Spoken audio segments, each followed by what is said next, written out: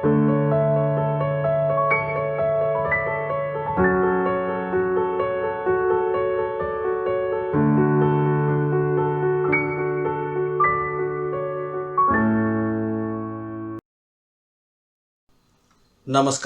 అట్టడుగు ఆవిష్కరణలు ధారావాహికలో భాగంగా ఈ వారం మనం మిట్టి కూల్ రిఫ్రిజిరేటర్ ఆవిష్కర్త మన్సుఖ్భాయ్ ప్రజాపతి గారి గురించి తెలుసుకుందాం.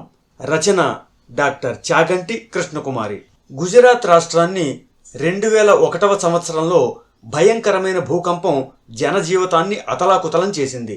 దురదృష్టవశాత్తు మనందరం అత్యంత ధనికులు మధ్యతరగతి అని, మళ్ళీ మధ్యతరగతిలో దిగువ, మధ్య, ఎగువ అనే విభాగాలు, ఆ కింద బీదలు, నిరుపేదలుగా మనల్ని విభజించుకుని చెప్పుకునే పరిస్థితి ఉంది.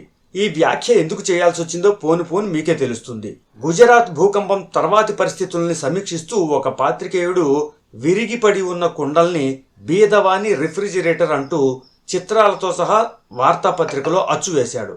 దాన్ని చూసిన ఒక బీదవానికి మట్టి కుండ తనలోని నీటిని చల్లగా ఉంచుతుంది కదా, అదే సూత్రాన్ని ఉపయోగిస్తూ విద్యుత్ అవసరం లేకుండా మట్టితో పనిచేసే రిఫ్రిజిరేటర్ని రూపొందించవచ్చు కదా అనుకున్నాడు.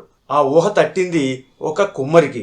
అతను బీద కుమ్మరివాడైన మన్సుఖ్భాయ్ ప్రజాపతి.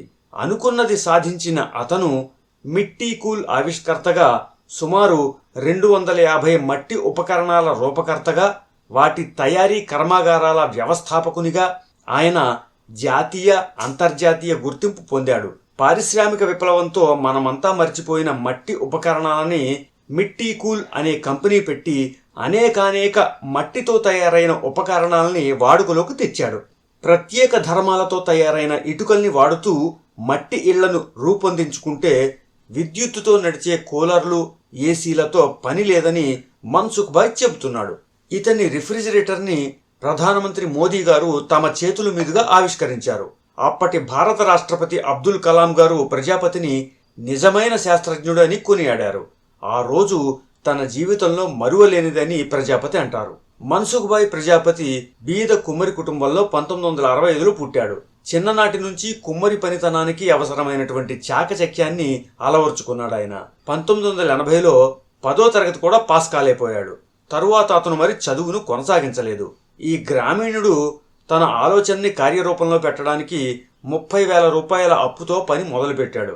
తను తయారు చేసిన మిట్టి కూల్ అనే రిఫ్రిజిరేటర్ కేవలం నీటితోనే పనిచేస్తుందని, పర్యావరణానికి, మనిషి ఆరోగ్యానికి హాని కలుగనీయదని అతను వర్ణించి చెప్పగా, అది విన్న అనిల్ గుప్తా గారు IIM అహ్మదాబాద్ నుండి, NIF హనీబీ నెట్వర్క్ నుండి అతనికి ఆర్థిక సహాయాన్ని అందించారు.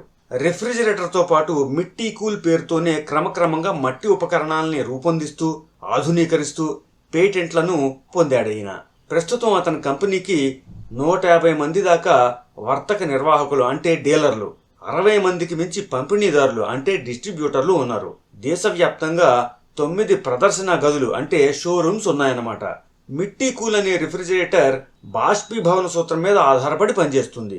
పైన అమర్చిన పేటిక అంటే ఛాంబర్లో ఉంచినటువంటి నీరు దాని పక్కల నుండి కిందికి ప్రవహిస్తూ బాష్పీభవనం చెందుతుంది.